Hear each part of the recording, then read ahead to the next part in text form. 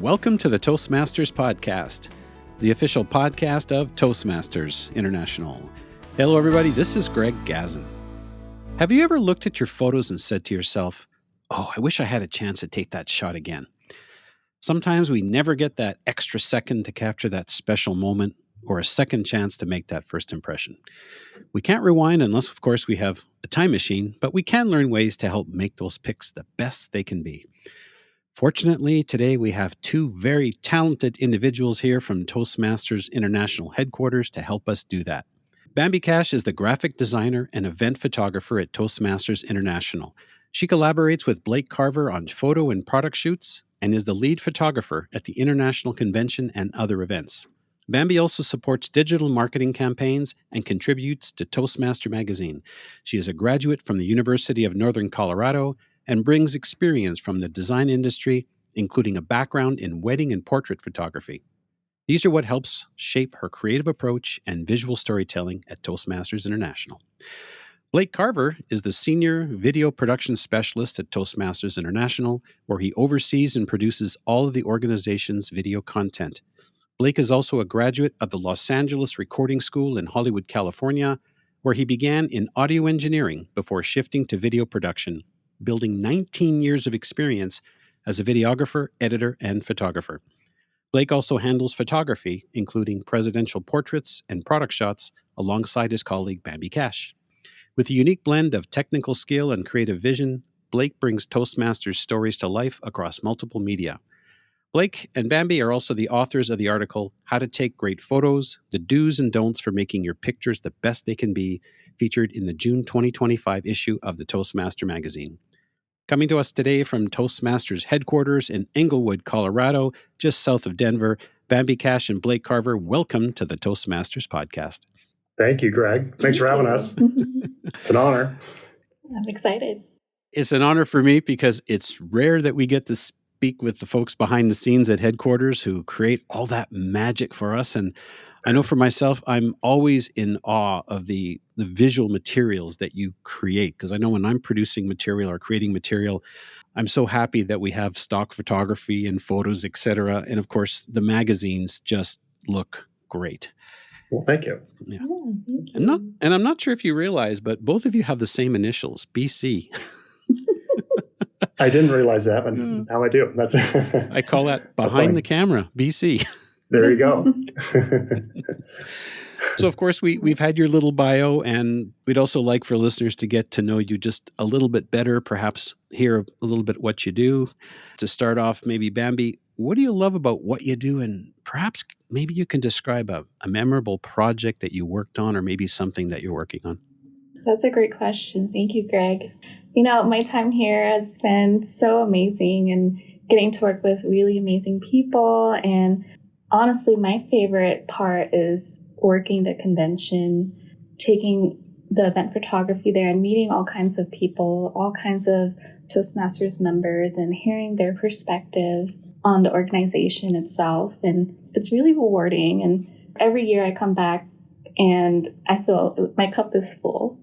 And I have a really great team I work with. I work with Blake. I work with Christy Oblonsky, our social media expert on the team. And it's really awesome. Yeah, that's awesome. There is so much eye candy at the International Convention. I know I've taken many pictures, but they don't come anywhere near close to the photos that you produce. What about you, Blake? Well, I've been at World Headquarters as the in-house video production guy for almost 10 years. And I always say I'm the luckiest guy at World Headquarters because I get to hear all of the amazing stories from our members, particularly at the conventions. So we do all kinds of interviews there, and I just get to hear all of the amazing things Toastmasters does for people. It's just kind of one great project after another, and I'm very lucky. As far as memorable projects, probably the most recent one, probably the biggest project I've ever done in my career was directing and writing and producing and shooting and editing and doing the voiceover for the Toastmasters documentary that came out during the 100-year anniversary. So that was a big project. It was very rewarding, very fulfilling, because it gave me this big behind the scenes historical view of the organization. Yeah, I had a lot of fun making it. And it's a lot of stuff like that. It's a lot of just telling the story of Toastmasters as an organization and of the members specifically. And it's always a lot of fun, and I enjoy doing it. It was a wonderful companion to the large hardcover book. And Yes. I knew you had your work cut out for you trying to cover 100 years. And I think it's 45 minutes, the documentary, if I remember. Correct. We had digitized a bunch of historical footage that were in our archives that were just kind of sitting there from decades past. And it was just such a cool glimpse into our past and into our history. And yeah, it was a lot of work, but it was great. That's awesome. International Convention, again, is a perfect setting for photos. So, Bambi, I'm just wondering, let's talk about the convention. How, for example, would you plan your photos? Is there some sort of a philosophy or a mindset or a framework that you use? Yeah, we do a lot of planning before convention. We're actually starting now. We meet with different event owners as a team, and we kind of figure out what their needs are from a photo perspective and video as well. For me, I'm trying to figure out also what these photos are going to be used for in the future and how it's going to be beneficial to our members. From there, I create with the help of Christy, we create a shot list, and I use it very religiously during convention, and I follow that. And I'm really trying to be in the perspective of our members. It's like a really fun part of the job because I'm attending convention, but I'm also working it. But I get to also listen in on the education sessions and also take photos. And I'm thinking of it from a member's perspective. If I see these photos, like what makes me want to go to convention. Yeah, that's awesome because I know attending convention, you see photographers everywhere. And it almost appears like they're just taking shots, but yet in the back of their mind, they have a plan going. Right. Yeah. Totally. Yeah. Blake, in your bio, it mentions that you do presidential portraits. So Yes. out of curiosity, when you're preparing for that, how do you prepare the individual? And then what goes through your mind in terms of saying, okay, we need to take a photo or a series of photos. Now we have to bring the story to life. Yeah, well, with the presidential portraits, it's a balance of schedule because the incoming international president, we usually do the portrait before they're actually inaugurated. Kind of getting the schedule dialed in. They're very busy people. In that allowed time, it's trying to capture them as authentically as possible and not trying to put too much of an artistic spin on it, I would say, or too much of a stylistic spin. We really just want to capture them and what they're about. And then we have to think ahead with where we're going to be using the photo. And most commonly, it's going to be on the cover of the magazine, of the Toastmaster magazine, in an article that is essentially a bio on them after they've been inaugurated. And then for various press needs throughout their term. It's really just getting to know them as much as possible and observing how they hold themselves. They may have more of a preference towards standing and talking, let's say, versus being seated and more posed. And we try and lean into whatever their personality dictates, and even their message and what they will hope to accomplish during their term as international president. At the end of the day, it's really just trying to showcase who they are as authentically as possible. That's interesting. It's almost like an actor preparing for a role, because when just recently I interviewed Dilip Abhisekera, because he of course is the host convention chair, and I also recently spoke with past international president Morag Matheson. And when I look at the picture of Dilip and I look at the picture of Morag, I go, yeah, that's Dilip. Yeah, that's Morag. So that makes a lot of sense. Yeah. Both of you produce fine quality photos, but I'm also curious, what was a big lesson that you learned when you first started out? And we'll start with Bambi on this one. For me, it's not just about pointing and shooting, right? And it's about being intentional. And I think that's like a big theme for us, especially this whole conversation. That's something I learned quite quickly on, is that each picture, you have to be very intentional. You have to know what you want to capture. And you want to know what you want to put into focus. And how about you, Blake? I would say one of the biggest things I learned at the outset, and it's a hard lesson to learn because it's an expensive lesson. And that lesson is you don't need to have expensive equipment isn't going to determine the quality of your photo. The cool thing about photography is that it very much is it's a skills-based art form. So if someone really understands composition and lighting and just real surface level technical basics of their camera, they can really pull off some good photos. So a lot of times people, when they're starting out, they will try and buy their way out of bad pictures by investing in more expensive equipment. And that's just not the right way to go about it. Photography is a very learnable skill. It's something that, compared to other art forms, doesn't require a lot of, let's say, like manual dexterity. So if you wanted to get into oil painting or learning a musical instrument or something like that, you have to learn how to control your hands.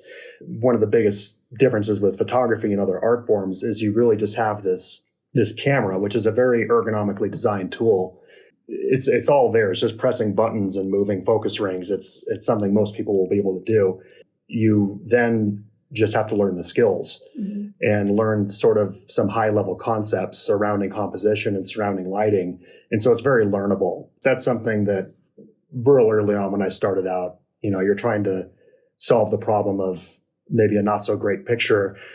The good news is you don't have to spend a ton of money to get out of that problem. You just learn some basic skills and just of course put in the hours practicing, and you can become a very good photographer. Right. So you don't have to go out and buy an iPhone 16 Pro the day before you're leaving on a trip. Correct. So the article, of course, is to help us improve. And in the article, there's a series of pictures. Of course, we're audio here, so we can't visualize them, but we'll be talking a little bit about that. But the whole idea is to take a picture, and instead of doing A, you want to do B. What are some of the most common mistakes and misconceptions, and how can people fix some of those? I think that kind of goes with what you were just saying, Blake. Yeah. Right? That just by buying an expensive camera and equipment doesn't necessarily equal better photos. And like you said, it's a learnable skill. Common mistakes people make is also forgetting what they're actually taking a photo of, like realizing what's the subject. Kind of piggybacking off of that, probably a common mistake is just a lack of intentionality with the photos you're taking. Sort of the high level rules of photography, things like the rule of thirds and just some basic lighting concepts. A lot of those are in place just to help it look like you took an intentional photo. So bad photos they're usually bad because they look unintentional. Similar to figuring out what your subject is and really what you're trying to say with the picture. Along those same lines, it's just being intentional and really setting up the composition for your shot in a way that you want and getting the lighting and all that, how you as the photographer want. And that's a fairly common mistake, but some of the high level rules do help with that. And even some of the tips in the article just to help it make it look more intentional. We quite often see large group shots, and what we'll see is that there's 20 people and they're all lined up in one big line. What's your recommendation there? For me, I would want to have them lined up in rows, stack them from tallest and then more shorter people up front. And then just have it a little bit more uniformed and have it look like we said, intentional, and have people kind of closer together. So it's not one big line and then we lose details of their faces. Yeah, I see some people that are kneeling in one of the pictures. I know that's not always possible for right, of course, depending on what people are wearing, but I thought that's actually quite clever. Yeah, I think, like especially for these like kind of club or large group shots, you want to show the togetherness, right? You want to show everyone's closeness and the relationships between everyone. And I think it's a nice, cozy looking image. Now, photos, of course, are still images, but we want to also portray a little bit of movement. And I understand from the article that helps bring out the photos. So can you share a little bit about movement and gestures and perhaps the do's and don'ts and things to do or things not to do? Yes. For example, when I'm shooting event photography at convention, I'm usually tasked with taking photos of speakers on stage, doing a lot of body movements and gestures, but of course, like nothing that would be possibly offensive. I think the difference between that is it's very neutral stances and neutral movements, whereas thumbs up and peace signs can be seen as offensive in other religions and cultures. Okay, so you want to use movement, but you need to be cautious about movements or gestures that may have different international meanings. Correct. So what are some of the safe ones? I would say safe ones, and these are usually way easier to control when it's a posed photo as opposed to an event photo, like what Bambi does at convention. You don't have a whole lot of control over that type of stuff. But if it's a posed photo, things like thumbs up, peace signs, anything that's just has a very specific meaning, and you just have to use your best judgment with that, are usually a good idea to stay away from. But things that seem to have universal acceptance, like waving, jazz hands even, those are pretty universally accepted and okay. But, you just have to trust your instinct. And if it seems like a, specific type of gesture, it's better just to tell people to not do that. Interesting. So if you're watching a group of people who are interacting, you take multiple pictures and you're sort of waiting for the right moment? Kind of. Yeah. Sometimes I would take a few shots and then try to find the in-between that works best. Yeah. Even with post photos, it's kind of like that too. You have to take a bunch in a row. Anything where the number of people in the photo increases, you just have to, at least I find you end up having to take more pictures because there's just more things can go wrong. Even if it's not hand gestures, it can be blinking and people looking off to the side and things like that. So the more people, the more control you have to have over the situation and just taking more pictures within reason. It's kind of a safeguard for some of that stuff.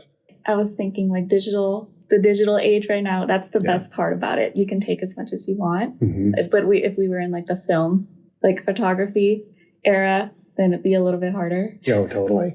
So you look at old photos, they do tend to be more posed. And that's because it was just more expensive to take one shot. True. Quite often you'll see an image or a photo of somebody presenting an award or receiving an award. Quite often it's shaking hands. Are there any recommendations or suggestions to get the right shot with that? I think a good shot of someone getting an award is like the person being handed the award, the shaking hands, a picture of them like exchanging pleasantries, and then another shot of them looking at the camera while their hands are still shaking. Yeah, I would say too, as much as is practical, if you can have the person presenting the award, if you can talk to them ahead of time and even mark the ground or the floor, just with like a little bit of tape to where that's the area where they present the award. Because what can happen too is it can be blocked by the lectern. So if you have your presenter sort of step away from the lectern, just a few steps, just so they're not being blocked onto that marker you maybe put down. And that's something that you just have to coordinate with them ahead of time. Then that way nothing's getting blocked. And then it's always a good shot, a good posed shot to have the award, kind of in the center of maybe the two people, and then with the handshake. And there's different ways to do it, but I would say if you can make sure you're not getting blocked on that shot, that's always good. That's a good first start. I see that it's quite common, not at the International Convention, of course, but I've seen it at other conferences and conventions, not necessarily Toastmasters, is the person giving the award. They're at the lectern or are on the podium in front of the mic. The person comes right up to the mic, whereas they might need to move a little sideways. I also notice sometimes they'll stand at the back of the stage when you've got the whole stage in front of you to take the photos. Totally. Yeah, that can happen. I love in the article that you say, do use unconventional and eye-catching displays or poses. I love that. With these photos, I think it's safe to say, get creative with these ribbons and these awards. Make use of the items around you. And, it's okay to use props a little bit. People who get these ribbons and awards, I think they should showcase it. They should be proud of it and really make that the forefront of the photo.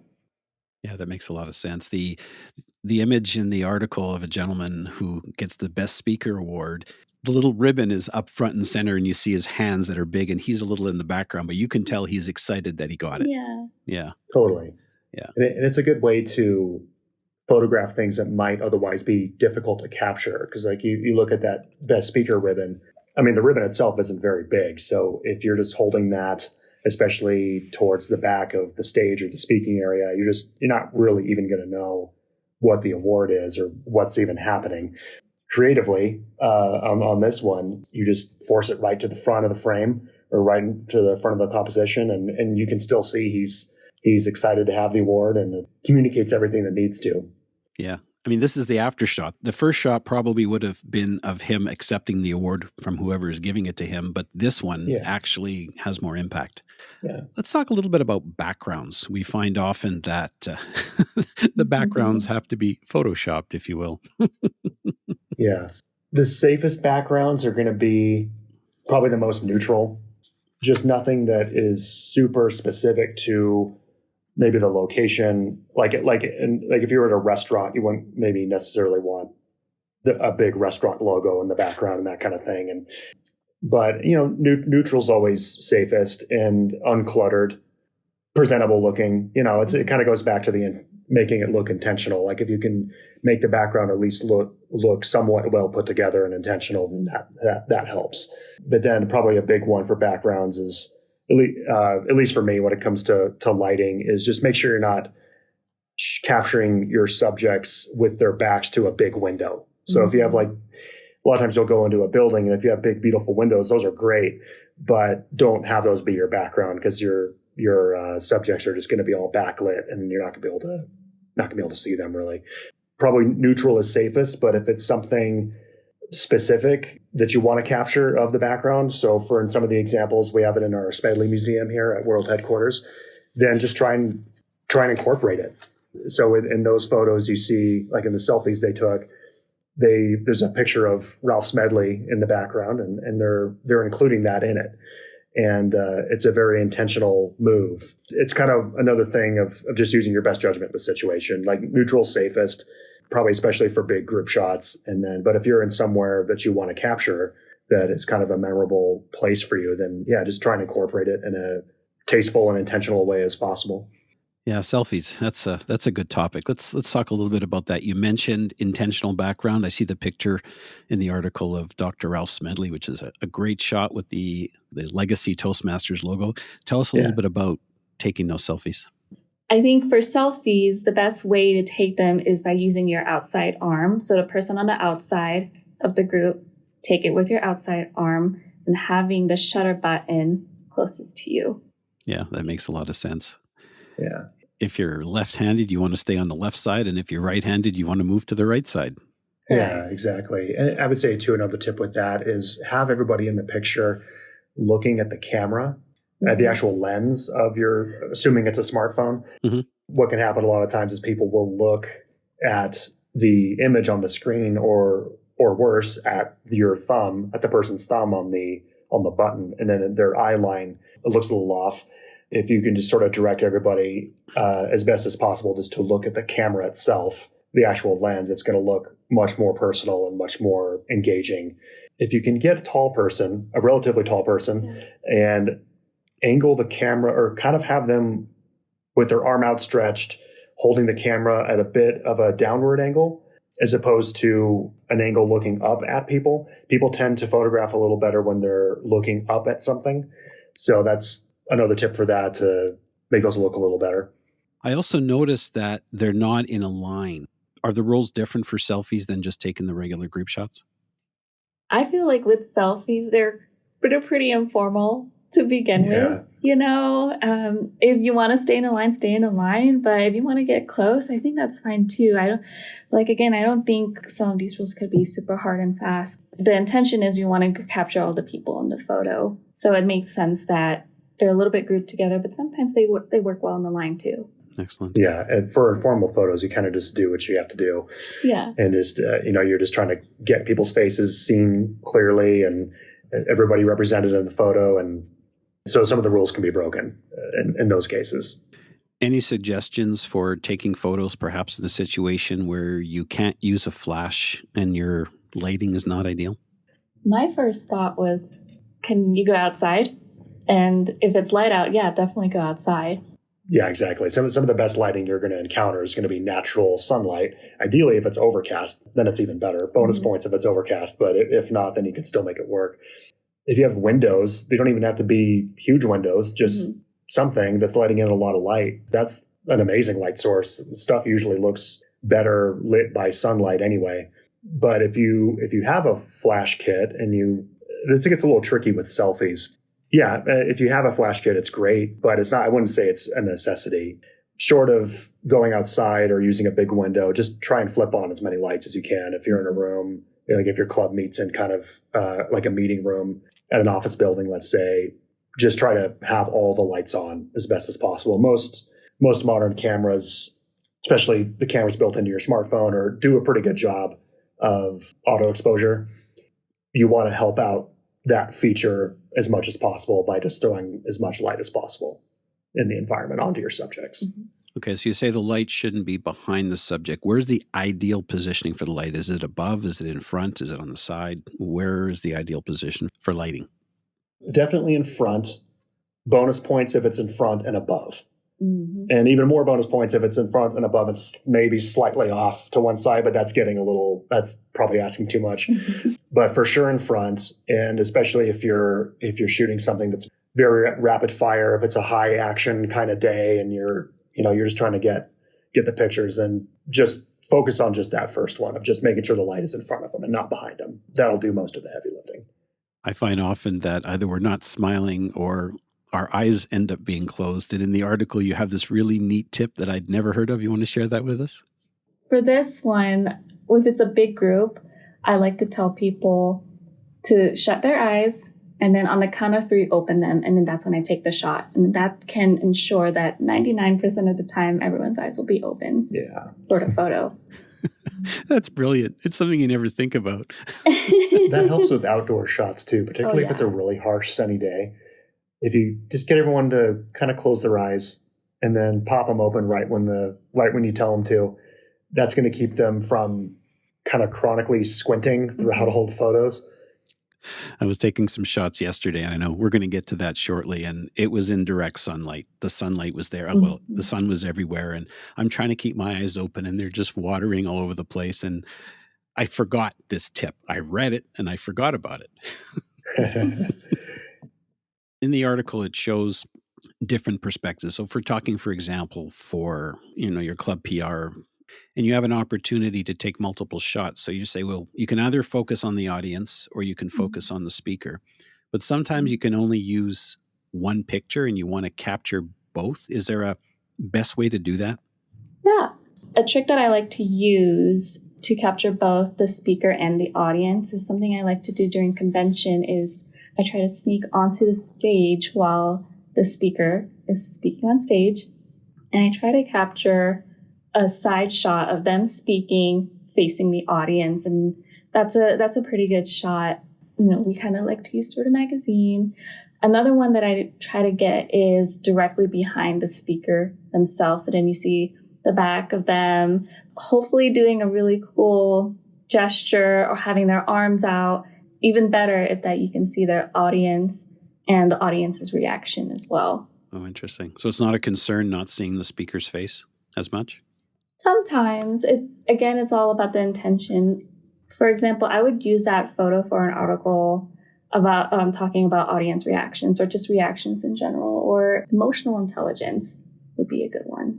Yeah, I guess it leads back to what you're saying is it's not just know your audience, but know the intention. I think that's a key word, intention.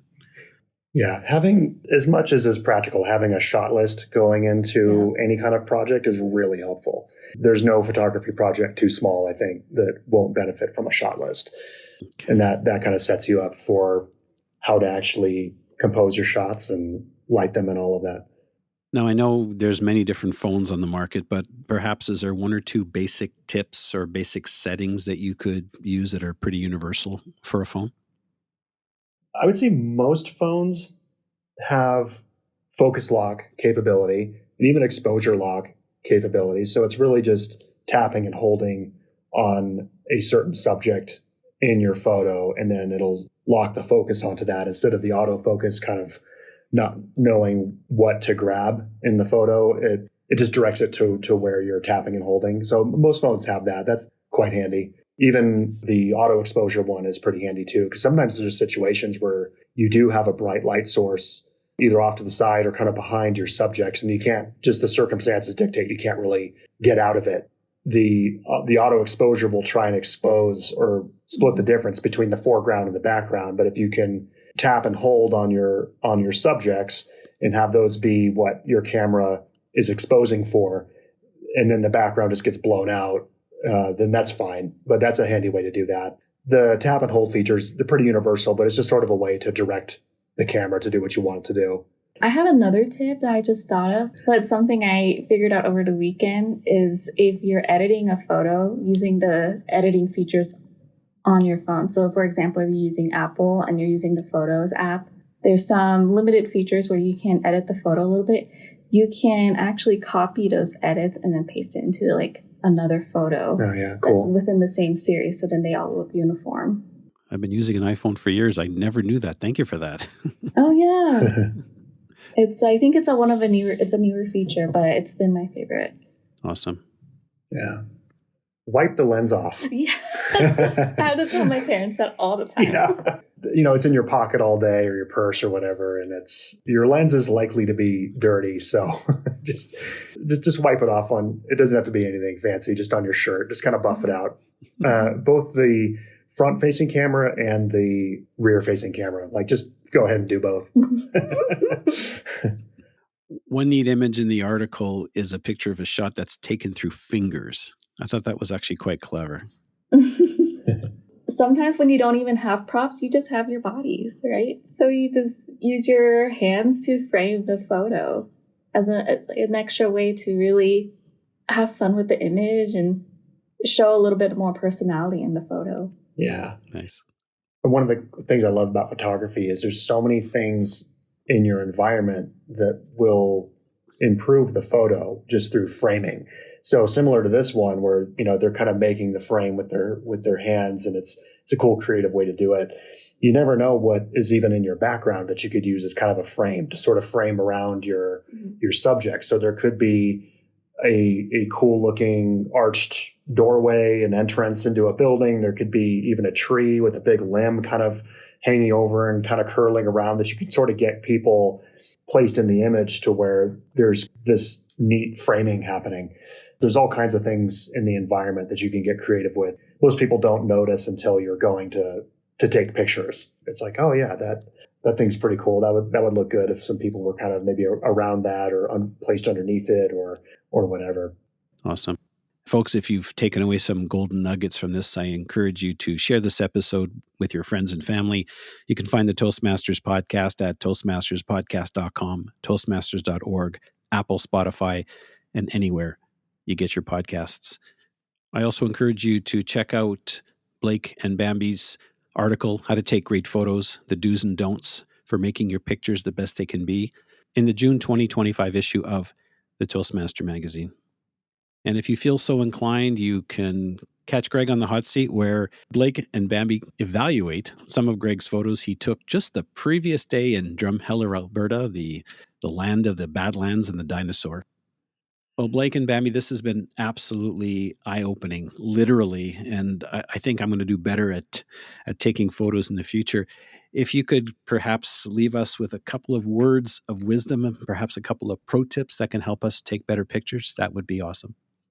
For me, I would say a good tip would be, I told myself that I'm processing twice when I'm taking photos. I'm processing the photo by taking the photo, and then I'm processing it again afterwards when I'm processing it in my head. And then another pro tip would be to hold your breath right before you click the shutter button. As you click it, you exhale.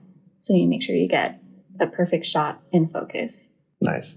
Yeah. Yeah, that's great. Yeah, that's great. Let's see, for me, overarching advice for all of this is just, like I said earlier in the podcast, I think photography is a very learnable skill by anybody. And it's a very accessible art form in the sense that most people are going to have a very, very high quality camera built into their phones nowadays. So a lot of it is just practice. So just get out there and practice. Doesn't even have to be in a club setting, just around town, just take pictures, people, buildings, try to keep as many of the tips and advice in mind as you can, and don't be too hard on yourself. Just take a bunch of pictures and then go through and just evaluate them for yourself and kind of see what you think turned out well and maybe what didn't and why, and It's just taking an abundance of pictures. That's going to get you good and more confident. Specific advice. I know for me, like I have a tendency, if I'm taking a picture, to almost rely too much on the image on the screen. Well, it depends on the camera. It's not as easy to do it with a smartphone, but if you can look through the eyepiece, I feel like that helps a lot because it kind of blocks out the rest of the world and really forces you to be fully immersed in the image you're about to take. Again, a little hard to do that with a smartphone, but if you can just mentally try and just block out the rest of the world and really focus on the frame and the picture you're about to take, I find that's pretty helpful. Just have fun. Just have fun with it. At the end of the day, you get to take pictures. Bambi Cash, Blake Carver, thank you so much for taking the time to speak with us today. It's been an absolute pleasure. Thank you. It's been a pleasure for us too. Thank you for putting this together and all the hard work you do on the Toastmasters podcast. We really appreciate it. Yeah, thank you so much. Yeah.